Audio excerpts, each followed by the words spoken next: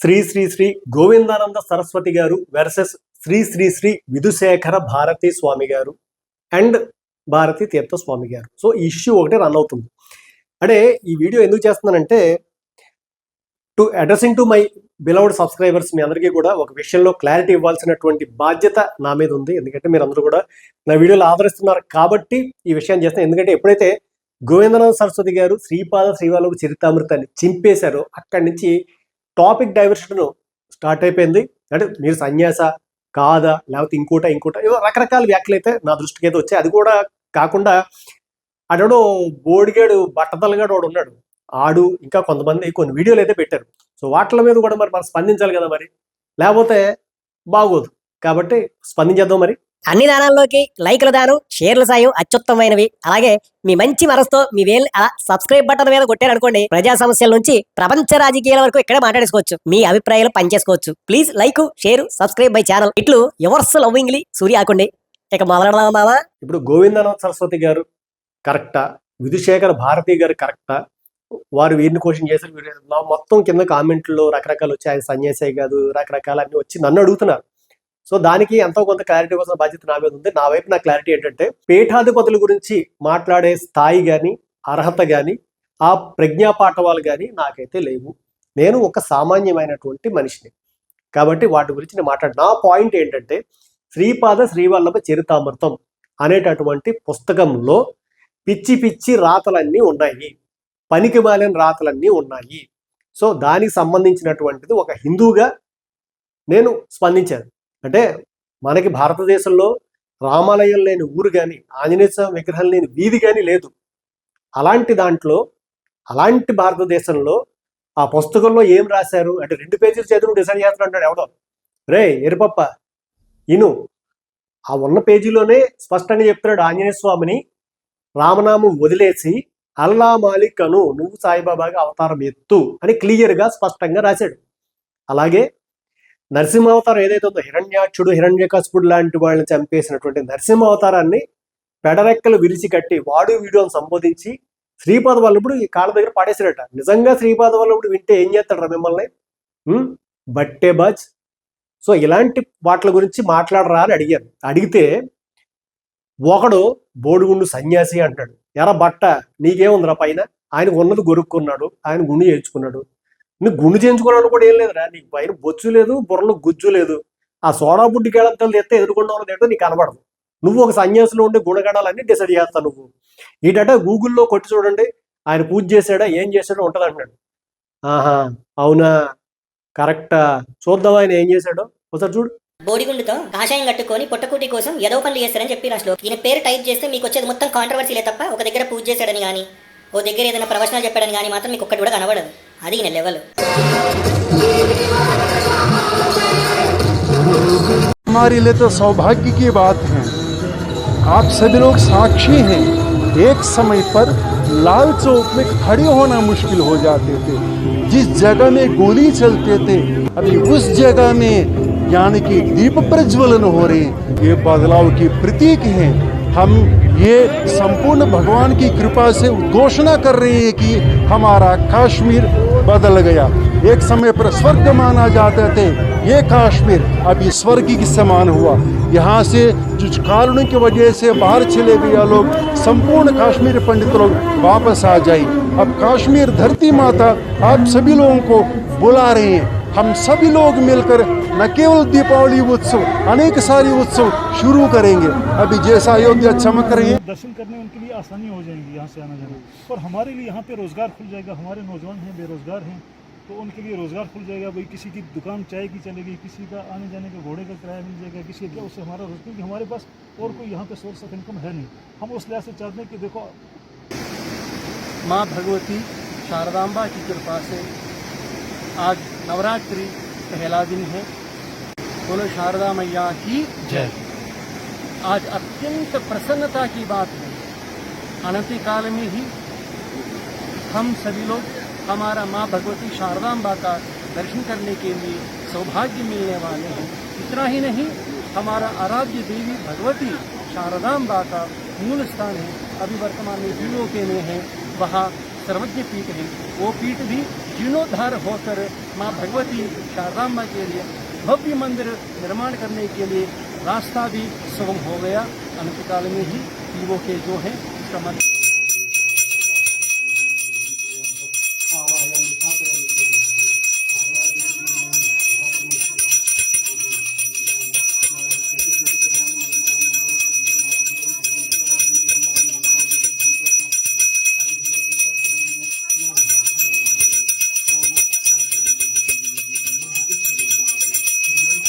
प्रसन्नता की बात है। साक्षात माँ भगवती शारदाम्बा की दिव्य चरणों में हम सभी हैं। आद्यशंकर भगवत्पाद जी की दिव्य चरणों में हमें दिव्य श्रीयंत्र की दिव्य चरणों में है। 4 दिव्य शिलाओं की सानिध्य में है। इस वर्ष नवरात्रि आज से शुरू हुआ। సో అక్కడ జరుగుతున్న సిచ్యువేషన్ ఏంటంటే పీఓకే దగ్గర బార్డర్ దగ్గరికి వెళ్ళాడు ఈయన, కాశ్మీర్. అక్కడికి వెళ్ళి చూడండి, ఏకవస్త్రం అంత చలిలో కూడా అది కప్పుకున్నాడు. ఆయన జర్కిన్లు సూట్లు వేసుకోలేదు, ఆ ఏకవస్త్రంతో ఉన్నాడు. అక్కడ శిలా పథకం వేసి ఏదైతే పాక్ ఆక్రమిత కాశ్మీర్ ఉందో దాన్ని భారతదేశంలో విలీనం చేయడానికి శంకుస్థాపన చేసి వచ్చాడు. అంతేకాకుండా అక్కడ ఉండేటటువంటి కాశ్మీర్లో పూజాధికారులకు నోచుకునేటువంటి అమ్మవారి విగ్రహం దగ్గర దీపావళి రోజు వెళ్ళి పూజ చేసి వచ్చాడు. ఎరా ఏ కళ్ళల్లో కానీ చెవుల్లో కానీ అన్న పెట్టుకున్న పెట్టరా ఎవరిదైనా మొగ్గ ఎవరిది పెట్టుకున్నావు చూడు. ఇంకోటి ప్రామాణికమా అని అడిగేశారు. దత్తాత్రేయ అవతారం ప్రామాణికమా అని అడిగేశారు. ఉందా అని చెప్పేసి ఏదో లేదు అన్నట్టు కల్పించి చెప్పేస్తున్నావు. ఎర్రి పప్ప ఎడిటింగ్లు నువ్వుని. అసలు వీడియో ఎడిటింగ్ చేసింది నేను రా, ఎర్రి పప్ప. ఒరిజినల్ వీడియో అయినా చూస్తావా చూడు. ప్రామాణికం అడిగేదాకా వెళ్ళింది. ఒకసారి ఆలోచించండి, టాపిక్ ఇక్కడికి డైవర్ట్ అయిందో. శ్రీపాద శ్రీవల్లభ స్వామి పుట్టింది ఇక్కడే అని చెప్పి ప్రామాణికం ఏంటి అని అడుగుతున్నాడు కదా. శ్రీపాద శ్రీ వల్లభుని ప్రమాణంగా మనం తీసుకోవచ్చు. వైదిక సిద్ధాంతాన్ని ఆయన మీరలేదు. ఏముందిరా అక్కడ? బుర్ర మింగేసిందా కళ్ళు మింగేసాయి నీకు? ఒక్కలో ఎడిటింగ్లు నువ్వుని. పైగా ఈడంటాడు భగవంతుడు కృష్ణుడు విష్ణుమూర్తి మన మధ్యలో తిరుగుతుంటే మీరు కనిపెట్టలేరు, ప్రామాణికం అని అడిగేస్తారంటున్నాడు. అవునా? అయ్యి బాబోయ్.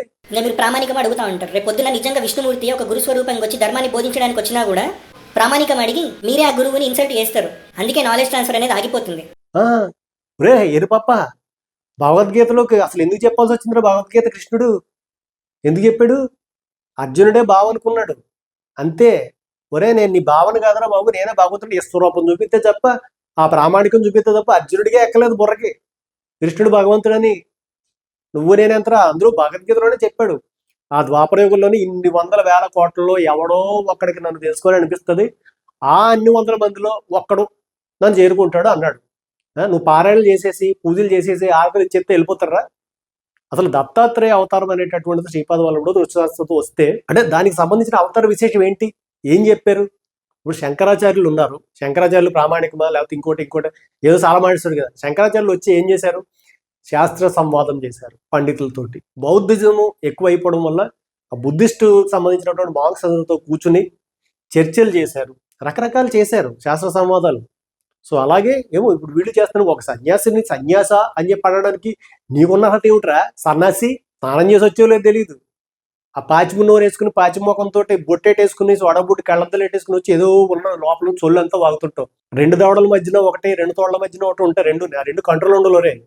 అలా కంట్రోల్ లేకపోవడం వల్ల ఒక గ్రూప్లో నుంచి, ఒక విశిష్టమైనటువంటి ధార్మిక గ్రూప్లో నుంచి నేను బయటికి మింగేమన్నారు. అవునా కదా? చూపించిన ప్రూఫ్ అది ఏదో చూపిస్తా ఉన్నావు కదా, గూగుల్ సెర్చ్ చేయట్లేదు, నా దగ్గర ఆల్రెడీ ప్రూఫ్ ఉంది. చూపించా చూడు. అది చూడండి ప్రజలారా. వీడు ఇలాంటి దిక్కుమాలిన వాడు వాగి బీపీ షుగర్ వచ్చినటువంటి ఆపుకోలేక వీడు చేసిన పనికి చాలా వరకు ఉన్నటువంటి వాళ్ళందరూ కూడా బయటికి మింగేమన్నారు. కాబట్టి ఇక్కడ పెచ్చనాగోడుకు మాటలు పట్టుకుని ఇతరుల్ని సన్యాసుల్ని దూషణ చేయకండి. విధిశేఖర భారతీ స్వామి గారిని అవ్వచ్చు, శృంగేరి వారిని అవ్వచ్చు, కంచి వారిని అవ్వచ్చు, మన స్థాయి కాదు, మనం మాట్లాడద్దు. అలాగే గోవిందానంద సరస్వతి గారి మీద వ్యాఖ్యలు చేసినటువంటి సంతోష్ కుమార్ ఘనాపాటి గారి గురించి కానీ, బంగారాయ శర్మ గారి గురించి కానీ మీ అభిప్రాయం ఏంటి అని కూడా కొంతమంది అడుగుతున్నారు. వాళ్ళు చెప్పినటువంటి దాంతో నేను ఏకీవించకపోవచ్చు, అలాగని వారితో నాకేమీ గొడవలు లేవు, అలాగని చెప్పి వీడికిలాగా నోరు పారేసుకోవాల్సినటువంటి కుసంస్కారాన్ని అయితే నేను కాదు. నేను అలాంటి పని చేయను. ఆల్రెడీ ఘనాపాటి గారితో మాట్లాడడం జరిగింది, కొన్ని విషయాల్లో చర్చించడము జరిగింది. నాకెవరో ఇన్బాక్స్లోకి వచ్చి ఏమంటే ఇస్కాన్ని మీరు ఎందుకు సపోర్ట్ చేస్తున్నారు, వాళ్ళందరూ వైష్ణవులు కదా, మనంతా శైవారాధికులం కదా, ఏదో చెప్పి మాట్లాడారు. నాకు అదంతా అనవసరం. నేను విష్ణువుకి పూజిస్తాను, నేను శివుడికి కూడా దండం పెడతాను. నాకు రెండిట్లో నేను భేదం అయితే నేను చూడను. మీరు చూస్తే అది మీ కర్మ, మీకు వదిలేస్తానని ఆ టాపిక్ తీసుకొచ్చి సంతోష్ కుమార్ ఘనాపాటి గారిని అడగడం జరిగింది. ఎందుకంటే ఆయన వేద పండితుడు కాబట్టి వారి నుంచి అమూల్యమైనటువంటి ఆ సందేశం తీసుకోవడం జరిగింది. త్వరలో అది కూడా మీ ముందుకు వస్తుంది. సో నాకు బంగారం శర్మ గారిది కూడా నేను చూశాను. ఆ అన్యమతాలకు సంబంధించినటువంటి రకరకాల వేదాల్లో యేసున్నాడు లేకపోతే ఇంకోటి ఇంకోటి అలాంటివి వచ్చినప్పుడు కూడా ఆయన వచ్చి వారందరినీ కూడా ఖండించారు, సరైనటువంటి వివరణలతో సమాధానాలు చెప్పారు. అలాగే సంతోష్ కుమార్ గారు కూడా ఎవడో వచ్చి ఆ వేద మంత్రాలు వక్రీకరిస్తే దానికి కరెక్ట్ అయినటువంటి అర్థాలు చెప్పారు. సో అలాంటి పరిజ్ఞానం నాకు లేదు కాబట్టి వాళ్ళని విమర్శించే స్థాయి అర్హత నాకైతే లేవు. కాకపోతే ఈ విషయంలో వాళ్ళు కూడా సరిగ్గా అవగాహన లేకుండా ఏమైనా మాట్లాడారేమో అని వాళ్ళు కూడా సరిచూసుకోమని అయితే విజ్ఞప్తి చేస్తున్నాను. ఇంకోటి, వీడు అంటాడు ఆ కంచి స్వామి వారికి 4 రోజులు టైం ఇచ్చాడు, నువ్వే అవడరా, అలా మాట్లాడేసారు ఇలా మాట్లాడేశారు అంటాడు. ఈ బోగ్గాడు అసలు ఆడ వీడియో సరిగ్గా చూడలేదు, తమ్మనేలు చూసి మాట్లాడుతున్నాడు. ఎరుపప్ప ఆడెవడో వీడియో కటింగ్లు చేస్తే దాన్ని ఇచ్చి నువ్వు కటింగ్ దొప్పుతున్నావు. నువ్వు కంచి స్వామి గారి గురించి ఆయన ఏమన్నారు, నేను పెట్టిన ఒరిజినల్ వీడియో నా దగ్గర ఉంది, ఒరిజినల్ మొక్క పెడతాను నేనండి. శ్రీపాద శ్రీవల్లభ నృసింహ సరస్వతి స్వామి గురించి, ఇంకా శృంగేరి పీఠాధిపతుల గురించి, ఇంకా కంచి పీఠానికైతే శ్రీపాద శ్రీవల్లభ చరితామృతం బుక్లో ఏదో తప్పులు ఉన్నాయని చెప్పి 4 రోజులు టైం ఇచ్చాడు. 2500 సంవత్సరాల చరిత్ర ఉన్న కంచి పీఠానికి 4 రోజులు టైం ఇచ్చాడు. కంచి స్వామివారు పూజ్యులు శంకర విజయేంద్ర సరస్వతి స్వామి వారి చరణాలపై సాష్టాంగ ప్రణామములతో మేము ఒక నివేదన చేసుకుంటున్నాం. ఏమిటి అంటే, అనవసరంగా కంచి పేరు చెప్పి అనవసరమైన పుస్తకాలు పబ్లిష్ చేయడమే కాకుండా నీ యొక్క పరంపరని వాళ్ళ స్వప్రయోజనాలకి ఉపయోగించుకుంటున్నారనేటువంటిది ఒక ఘటన మీ ముందర సాక్ష్యాధారాలతో మేము ముందర పెడుతున్నాం. అది సాష్టాంగ దండ ప్రమాణాలు చేసి విజ్ఞాపన చేస్తున్నామన్నారా, నీలో నోరు పారేసుకోలేదు ఎక్కడని. అది విషయం. ఏది పడితే అది మాట్లాడతావు నువ్వు. సో దత్తాత్రేయ సంప్రదాయంలో సాయిబాబా అనేటటువంటి వాడు లేడు. దాని గురించి మాట్లాడే దొమ్మ ఎవరికైనా ఉందా? ఎవ్వడు మాట్లాడు. కనీసం పీఠాధిపతులైనా కనీసం మాట్లాడాలి. ఆయన మాట్లాడుతున్నాడు, కనీసం మాట్లాడినివ్వండి. అలా హిందువులు కొట్టుకు తెచ్చి అవతలడుగు లోకు అవుతున్నాము, అది చెప్పడానికి ప్రయత్నం చేశాము, నీకు కూడా చెప్పించడానికి ప్రయత్నం చేశాము. నీకు ఉన్నటువంటి షుగర్ వల్ల ఉత్సాహపోలేక మొత్తం అంతా ఇక్కడ పోసేస్తున్నావు. నీ ప్యాంట్ తడవడం తప్ప ఉపయోగం లేదు. నువ్వు లంగోటి కట్టుకుంటే నీది ఒక్కకుండా ఉంటుంది అంతే, ఎవ్వడికి ఉపయోగం లేదు. అర్థమైందా? నీది మాకు చూపించాల్సిన అవసరం లేదు. నీ యొక్క ధార్మిక పోరాటం అనేటువంటి పేరుతోటి జనాలు డైవర్ట్ చేయాల్సినటువంటి పని లేదు. నువ్వు ఇలా తప్పుడు తడకలకు సంబంధించినటువంటి అన్ని దిక్కుమాలి రేటింగ్లు చేసుకుంటూ వచ్చావు. నువ్వు ఒరిజినల్ వీడియోలతో పాయింట్ టు పాయింట్ నేను ఇలా కౌంటర్ ఇవ్వాల్సి వస్తుంది. అర్థమైందా రే బట్ట? ఒరే బట్ట, ఇంకోటి చెప్తున్నాను, వాడు సన్యాసి కాదు, ఇంకోటి కాదు అంటున్నావు. నువ్వు మొగాడు కాదురా, నువ్వు మొగాడు కాదు, మాడగాడివి.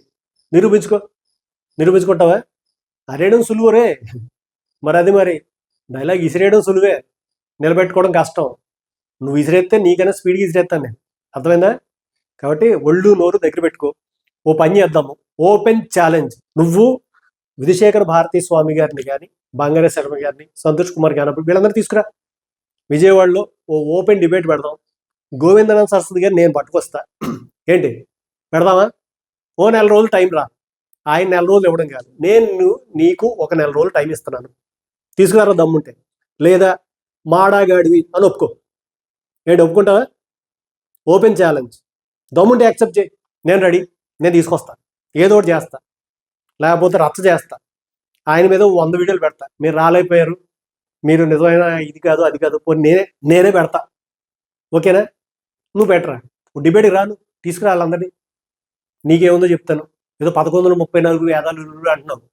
గూగుల్లో సెర్చ్ చేసుకునే ఆర్టిఫిషియల్ ఇంటెలిజెన్స్ బ్రెయిన్ నువ్వుని ఎట్రా నీకు తెలిసిందే? బొంగు తెలుసు నీకు, బొచ్చు తెలుసు నీకు. వీడియోలో 30 నిమిషాలు సరిగ్గా చూడలేకపోయావు, నువ్వు వేదాలు చదివేస్తావు. నువ్వు అందులో ఉన్న కంటెంట్ ఏంటో తెలియదు. నువ్వు మొత్తం నువ్వు ఉపనిషత్తుల్లో అల్లా ఉపనిషత్తు ఉందా, ఆ బొంగు ఉందా, ఆ బొచ్చు ఉందా, ఎన్ని చెప్పేస్తావు నువ్వు? ఏమొచ్చి నీకు బొచ్చు? ముందు బొచ్చు పెరిగే విధానం ఏదో తెలుసుకో, అప్పుడు ఆలోచిద్దు కానీ ఉపనిషత్తుల గురించి వేదాల గురించి. సాన్నాసారి ప్రతివాడు వచ్చి వాళ్ళని వెళ్ళి విమర్శించడమే. ఇప్పుడు మీరు కనుక సరిగ్గా లేకపోతే బతుకులు బంగ్లాదేశ్ బతుకులు అవుతాయి సన్నాసులారా. అలా అవ్వకూడదనే చెప్పి ఏదో మా పాటలు మేము పడుతుంటే మళ్ళీ దాని చెడగొడుతూ చేస్తారు. ఈ నా కొడుకుల గురించి వేస్ట్ గానే, అంటే జనాలు కూడా ఇలాంటి పనికి మళ్ళీ పిచ్చిన కొడుకులు ఆవేశంలో పడి ఆవేశానికి లోను కావద్దు, బ్యాలెన్స్డ్గా ఉండండి. సత్పురుషుల్ని, సన్యాసుల్ని, వేద పండితుల్ని మనం గౌరవించుకుందాము, మన సంస్కృతిని మనం కాపాడుకుందాం. సో ఫైనల్ గా నేను చెప్పేటటువంటిది అది. సో మరో అంశంతో మళ్ళీ కలుస్తుంది. సూర్యాగొండి సైనింగ్ ఆఫ్.